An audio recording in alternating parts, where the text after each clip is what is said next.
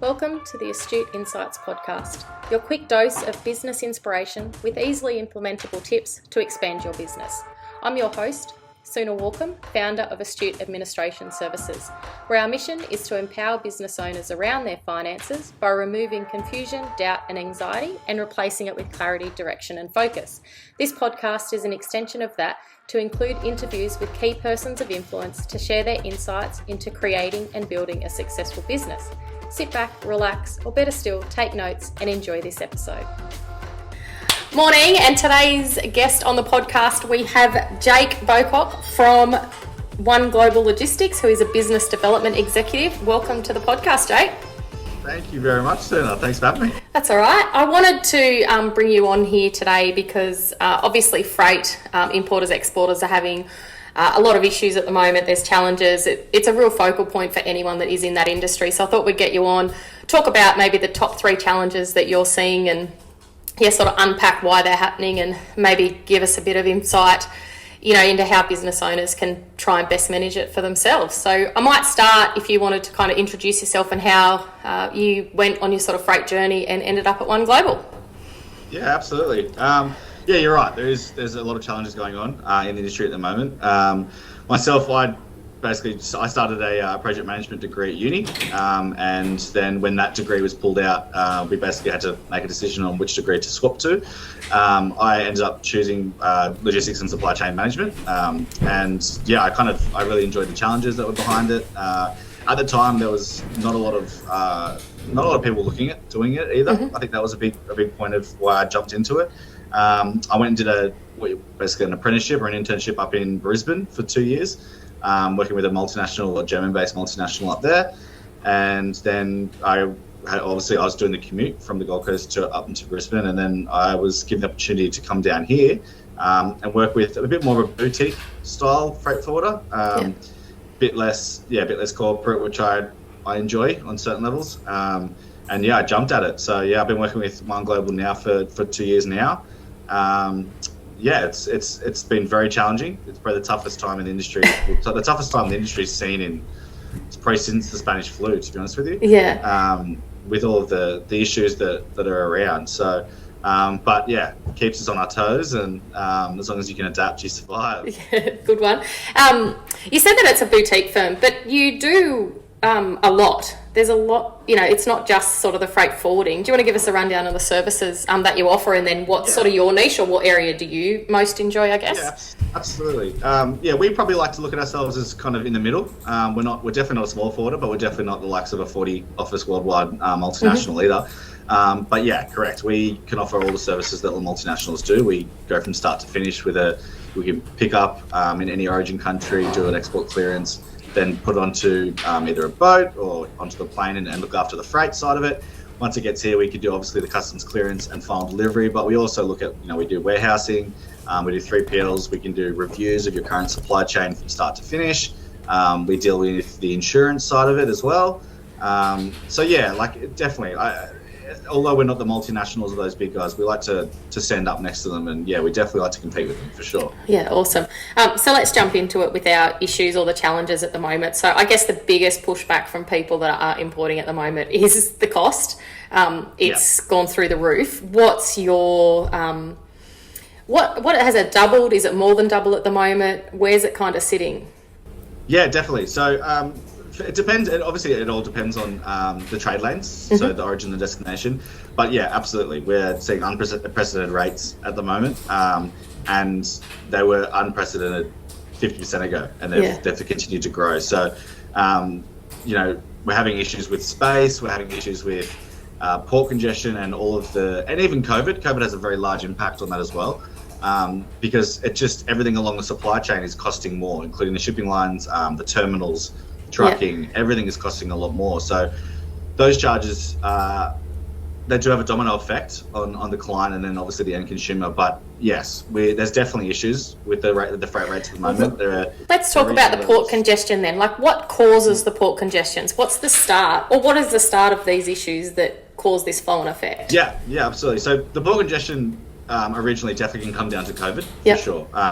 when the major ports in China and obviously the rest of the world, they all started to have massive outbreaks on these terminals, and they would shut those terminals and shut those ports. Obviously, you have boats that are waiting to be unloaded, you have boats waiting to be loaded and go out, and again, there's a domino effect. So everything that was shut down, because of that, the process had to be, flipped on its head. Yeah. So, and we haven't recovered from that. We still haven't recovered from that since the start of COVID. Yeah.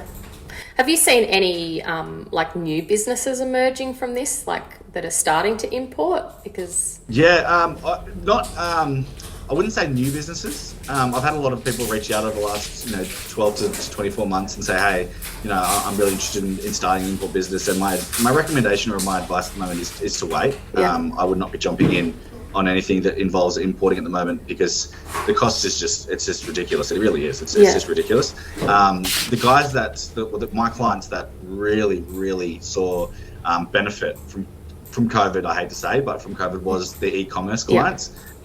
E-commerce clients, and also a lot of outdoor activity clients, because of the idea, and anything that was basically getting you out of the house. So your caravans, your surfboards, all of those kind of commodities, and those clients, they just saw huge growth. And a lot of them were quite actually worried at the start of COVID, and they've actually seen it. I hate to say this, but they've benefited from it. Yeah, and I think the businesses that benefited from it up until this point, I think it's from here on in that we're going to see the challenges hit those businesses, because supply is getting hard. My husband has a pressure cleaning business, and our supply now, again, we're one of the lucky ones that his business during COVID grew. But now we're starting to see the short supply of products into Australia. So I think we're going to see this effect at the end when hospitality sort of starts to open up. So it's just that pendulum swinging. Absolutely. I think even any of the guys, even though the infrastructure industry is still quite large in Australia, they're all seeing the issues of the raw materials. There's no raw materials to make things. You can't get timber, you can't get stone, you can't get glass. And then to add to that, you have the issue of a lack of equipment, you have a lack of containers, and the raw materials that are needed to get those containers made. There's massive delays on the containers being made. I was going to talk to you about that, because we had that down as a topic, is the lack of equipment. That starts from containers being held up at ports and needing more containers, essentially, isn't it? Correct. Yeah, correct. So we, coming from Australia's point of view, throughout when COVID first started, Sydney Port, the terminals in Sydney didn't handle what they probably should have been able to handle, and due to that, there was a lot of empty containers that stayed here, and that has a massive domino effect on the entire industry, because a quite large majority of the shipping lines that would come from China and offer services from China into the main ports of Australia pulled those services because they weren't getting those containers back. So that again affects rates, it affects space, it affects delays, it affects everything, because the less services that we have on offer that are coming into Australia, the more you're going to pay for those premium services that do offer it. The lack of equipment is still a major issue. You can drive through Sydney and their empty container yards they're stacked to the brim. There's containers just sitting out on the outskirts. There's So what's the issue with getting them back, or just that we don't have the There is an issue. The biggest issue is the port congestion here as well. So the containers are coming in. We're taking quite a while to get them unpacked, and we're taking a while to get them de-hired or returned to those empty container yards. And due to that, there is obviously a lot less going back to China than there was pre-COVID. So the Australian trade is still wanting to, and is still booming and wants to bring in all this cargo from China, but it's not the same going back. So it is slowly getting better. It was definitely that's probably one thing of the industry that actually is starting to see a bit more of an advantage. But it's still a major issue, and still definitely coming out of China. You don't say no to a container anymore. There's definitely a lot of under the table payments and things being happening over there with shipping lines that they can get, so we can get a container. But it's something you have to do. Well, wasn't it recently that Japan shut down for 2 weeks or 10 days or something like that? So it's not just Japan. It's all over the place. A lot of different countries have been completely ravaged by COVID. India is probably the first that I think of being ravaged. They were a very strong economy, and we had a lot of cargo coming out of India with a lot of clients that were bringing cargo out of India, and that's really struggling now. Really struggling. The biggest thing, obviously, is when China is it's a monster, so they don't shut down. When it comes to economy and it comes to international freight, they don't shut down for anything. And when their terminals started to be shut, that's when you see, if a Shanghai terminal shuts to 3 days, that the flow-on effect for that can last a month. Yeah. The port congestion, the delays, the boats that just sit in Shanghai and wait to be loaded. It's devastating. It is devastating for the industry, for sure. Yeah, it's crazy. So it is sort of coming down to COVID. Is that lessening now, or is it still? It's still pretty ripe overseas, isn't it? Like it's. Yeah, it's a funny conversation to have because obviously everyone's copped the excuse of it's due to COVID. Yeah. So I think people don't like hearing that COVID is still causing issues. But yeah, absolutely. China is still having huge outbreaks. Just last week, we had another terminal just completely closed because they have 1 or 2 cases and they're closing terminals, whereas that never happened. Even when the Spanish flu was around, China stayed open, like no matter what. And so, yeah, definitely COVID is pretty rife.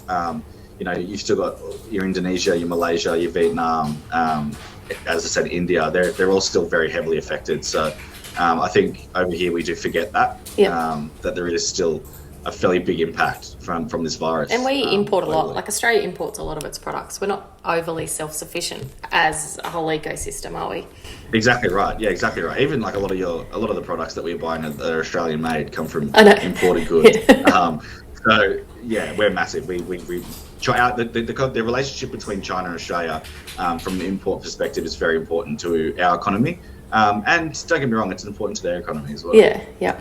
What are people's options? I don't know whether they've got many alternatives available to them, but what are their options for getting their freight any quicker? But then also, what is the best way for business owners that do import to make sure they're not getting, ripped off or missing, not that their order isn't missing opportunities to get them onto a container, I guess?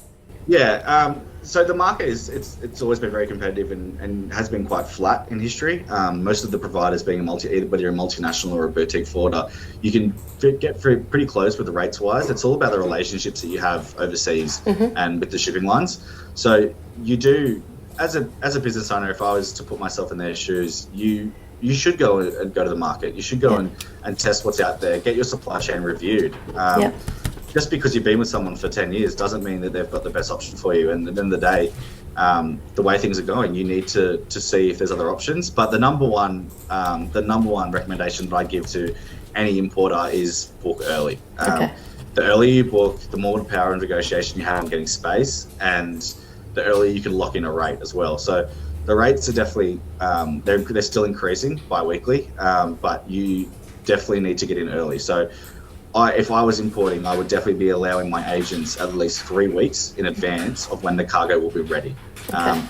If you're trying to make a booking when the cargo is ready, you'll be forced to wait and you'll be forced to pay a higher rate. Yeah, okay, good tips. I read, because a client of ours does Australian-made gifts and sends them overseas, that the news recently is that the US have stopped postage to Australia. What do you think that effect will have on forwarding? It's quite early to say. The idea of freight forwarding is quite different from that packaging courier idea. So I don't think it will have a major effect on large scale importing as such. But I also you don't know how long this will last. Like things like this happen quite often. And I just thought maybe there might be more people than that, say from the US that do sell to Australia, through postage, through their means, may definitely also now want to try and get onto, container ships or other sort of things. So, an already sort of challenging industry might get a bit more of an overload from this. I don't know. They're probably smaller affected, but it could. Yeah. Absolutely. Every drop in the ocean will affect the industry in some way, for sure. To see the scale of how much that affects is kind of something you have to wait and see. At this, it's probably still a bit early, but yeah, definitely. Like it's an issue that we have to watch. It's an issue that as an importer you have to watch, and again, as an end consumer you have to watch. I was going to say that. What do you think for the end consumer come Christmas time. Like I think prices are we're already seeing prices starting to go up for, your general products. So I can imagine that's Absolutely. Absolutely, yeah. I think Christmas is going to be expensive this year for sure. The inflation that we're expecting to see is going to be quite substantial. I would be buying Christmas presents now, if not last month at the moment, because by November, by early December, we expect to see rates that are unprecedented on, just even your fruit and veg. Everything that involves a truck or a boat or a plane, all of it is going to be very, very expensive. And when you look at toys, the cost of toys is going to go through the roof. It's going to be a very scary Christmas for some families, for sure. Yeah. Well, I think, as I said, we sort of said those people that weren't overly affected by COVID, I think are now going to get affected by it. And I think it's very close to hitting the end consumer. Like I think the price increases are just starting to sort of flow out. Yeah, absolutely. I think it's the length of how long this has been going on for as well. So, our clients don't want to increase their prices for their customers, but you can only do that for so long. Yeah, you can only suck up that margin for a point in time until you need to update it. There's only so much margin you can absorb before having to pass those costs on. So, and we're the same. We're exactly the same. Like our margins remain the same, but our invoices seem a lot bigger. So, and our clients are the same. They're selling, if you're selling a deck to an installer or a builder now, it's going to start being more, and then the builder has to charge the end customer a higher rate for sure. Yeah. So if someone's looking to, do a review on their supply chain, are they best to go to their current forwarder at the moment or to approach a different one to sort of get real feedback on where they're at? Yeah, I'm always open with my clients. I love the go to market, get a review. The rates can differ a little bit more than they usually do. You're best off going to a different freight forwarder and seeing what they can offer you. However, you do have to take into consideration the relationship that you've built with your current forwarder. Especially if you go to a large multinational and you're not a large client, you probably won't be looked after to the extent that you will with your current forwarder or someone of the same size. Your relationships are everything. We treat our clients we try to treat our clients the same. However, loyalty does. And that will come into effect when they're waiting at port. Like if you've got a good relationship with them, you're going to fight a little bit harder to get that on than. Absolutely. And there's definitely freight forwarders will definitely have a focus on certain things. Every freight forwarder will tell you that their focus is customer service, but at the end of the day, the size of you dictates how much customer service you can offer your clients. So, and you're dead right. You are dead right. The level of customer service directly affects how much your customer service manager or your account representative or your business development manager will fight for you to, one, get you on board a vessel, and then two, obviously, when it comes through here, they'll and that's being brutally honest. And I think what you've just said applies to all businesses. It's the same for us, those clients that we have a relationship with, and the larger clients we obviously do more for, and it does have that flow-on effect, and definitely building a good relationship is key to that. Are your clients mostly based on the Gold Coast? Like, do you do a lot of face-to-face contact with them, or have you got them kind of all over? So myself, yes. So I basically run from basically northern New South Wales up to Toowoomba area. But the company itself we have offices in Melbourne and Sydney, in Perth.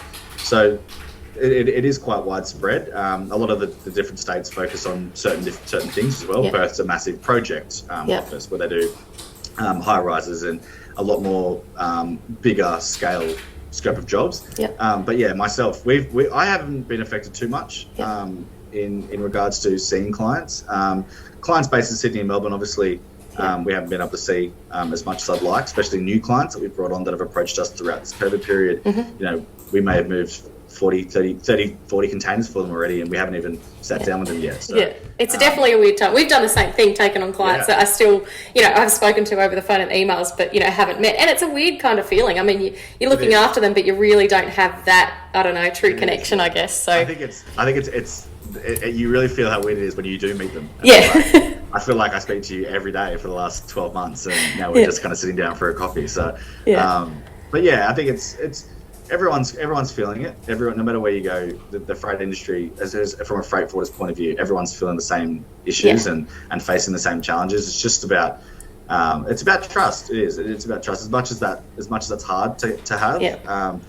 And do your own education. Do your own research. Learn about the industry. Learn about what's going on. Learn about the issues and the rates increasing. But yeah, talk to your freight forwarder as early as you can about every order, and you should see quite a substantial amount of benefit from that. Yeah, awesome. Well, thanks for talking to us today. I kind of, we deal with a lot of clients that import products, and, we've seen the increases, and, they've come to ask us for advice, help, I guess, because we do cash flow reporting, and you have helped out a few of our clients, which is why I wanted to get you on. You are brutally honest, so thank you very much. I'm going to finish off with some rapid fire questions, so I don't want you to think about them. Excellent. I want you to answer them straight away. Current book you're reading? I'm actually going back through the Harry Potter series. Oh, nice. Your worst habit?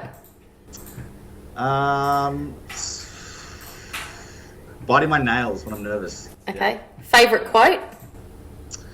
Diamonds are formed under extreme pressure. Yeah, that is awesome. And the best thing that happened to you during COVID? That can be business or personally.